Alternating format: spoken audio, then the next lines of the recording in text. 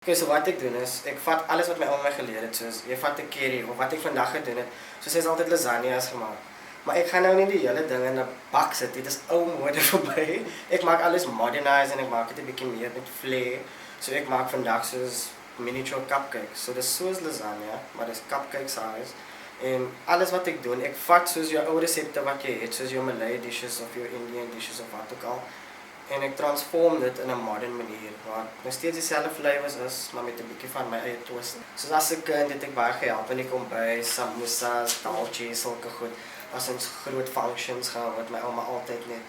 Jy weet dus ouma, so ek het altyd gehelp en dit het begin met dit. Maar toe ek Kaap toe trek te blyk op my eie, toe moes ek vir myself koop. In 2017 het ek apply vir Camp Dine. Ek het al my vriende gesê, why did you apply? You always make this amazing dinner parties at home. En dis een van my passies om vir my vriende te koop by die huis. So dink ek, okay fine, why not? En ek het eintlik deurgekom en ek het die episode gewen.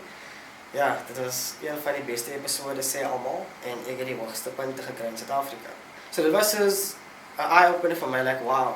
Ek het baie confidence in myself gehad en nou kom daai vertroue in met wat jy kan eintlik doen. And from there it led to the Taskmaster. I decided, hey, ons was gesê ons kry 'n mystery box.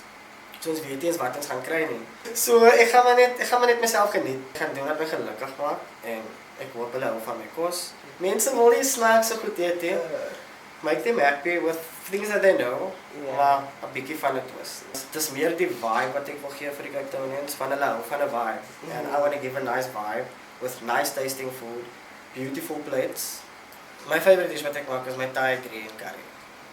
Dit het my gehelp en Camp Dine with me. Ek het geweer met Thai curry.